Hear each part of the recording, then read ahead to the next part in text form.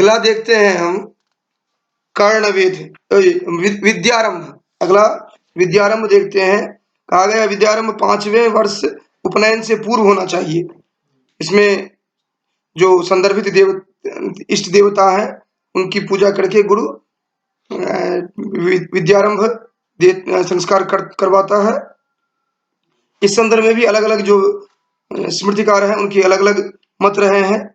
और इसमें हम देखते हैं जो कि शिशु ब्राह्मणों के आशीर्वाद से गुरु के समक्ष पढ़ना आरंभ करता है। इसी के साथ हम उपनयन को देखते हैं। उपनयन जो है इसको उपनयन, उपानयन, मोंजी बंधन, बटुकरण, व्रतबंध आदि नामों से जाना जाता है। उपनयन का वस्तुतः अर्थ होता है आचार्य के समीप ले जाना। और इसके लिए कहा गया है जो कि ये मनु जो है ये कहते हैं कि गर्भाष्टमेब्दे कुर्वीत ब्राह्मणस्योपनायनम गर्भादेकादशेज्ञो गर्भात् द्वादशे विषय। अर्थात ब्राह्मण का गर्भ से 8वें वर्ष, क्षत्रिय का 11वें वर्ष, वैश्य का 12वें वर्ष में उपनयन संस्कार करना चाहिए। इसके साथ ही साथ हम देखते हैं वेदारंभ। वेदारंभ संस्कार उसको कहते हैं जहां पर वेद के अध्ययन का प्रारंभ किया जाता है, जहां पर सांगोपांग वेद का अध्ययन का नियम है।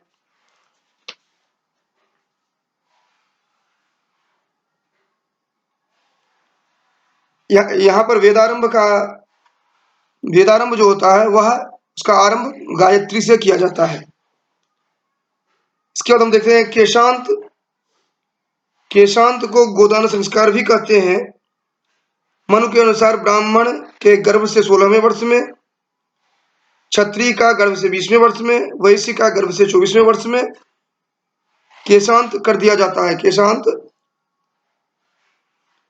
इसके अनंतर हम देखते हैं समावर्तन। समावर्तन वेदाध्ययन के उपरांत स्नान कर्म और गुरु के घर से लौटते समय स्नान या समावर्तन कराया जाता था। और इसी को समावर्तन संस्कार के रूप में, अर्थात जिस समय में वह अध्ययन प्राप्त कर लिया उसके बाद गुरु के घर से लौटते समय जो स्नान करता था उसको समावर्तन संस्कार कहा जाता था।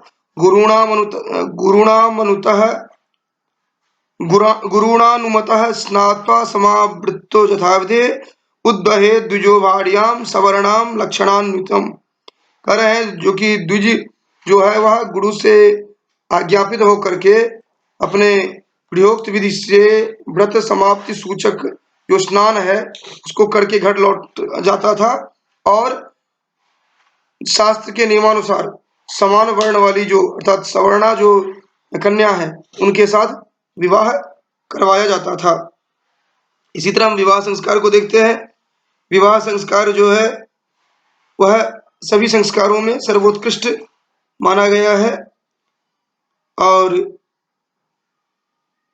विवाह संबंधी बहुत से शब्द विवाह संस्कार के तत्व की ओर इंगित करते हैं, जैसे कि उद्वाह, विवाह, परिणय, उपयम, पाणिग्रहण। मनु के अनुसार संस्कार जो है वह आयु के दूसरे भाग में अर्थात 25 वर्ष के बाद ही करने का निर्देश है। द्वितीय मायुषो भागम कृतदारो गृहे वसेत। मन के अनुसार विवाह 8 प्रकार का होता है जो कि आप इससे पूर्व देख चुके थे। ब्राह्म, दैव, आर्ष, प्राजापत्य, आसुर, गंधर्व, राक्षस और पैशाच।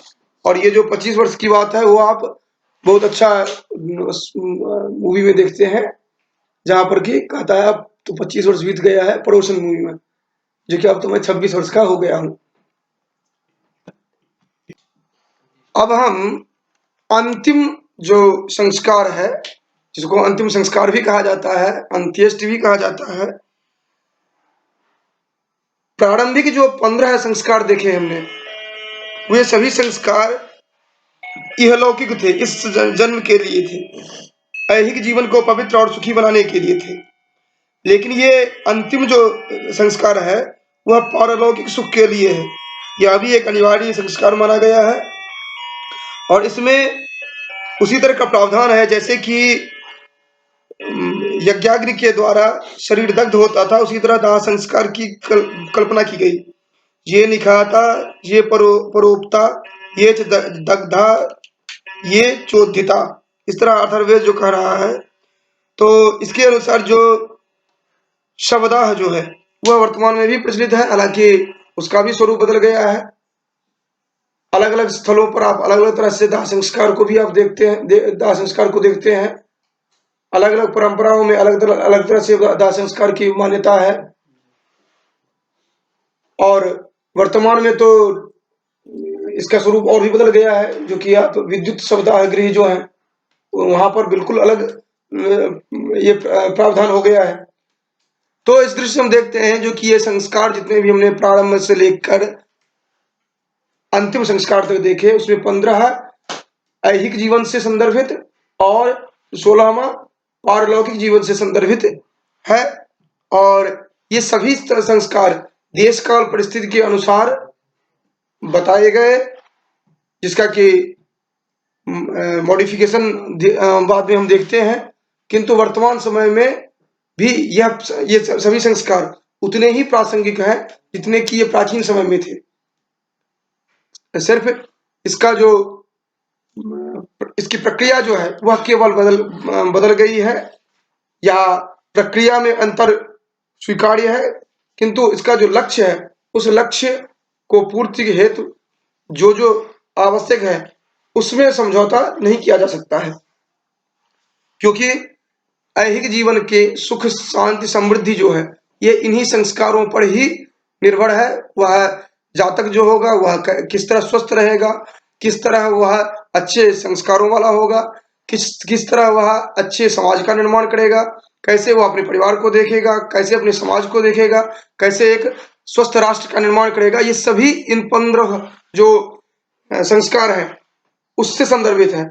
और षोडश जो है वह इस जीवन के अनंतर वह जब वह आत्मा जो है वो दूसरे जीवन में प्रवेश करेगा उससे पूर्व या पारलौकिक संदर्भ में जो उसके लिए निर्धारित है वह उसे प्राप्ति हो, इस दृष्टि से उसका दाह संस्कार कराया जाता है। और यह अंतिम संस्कार या अंत्येष्टि के रूप में माना जाता है।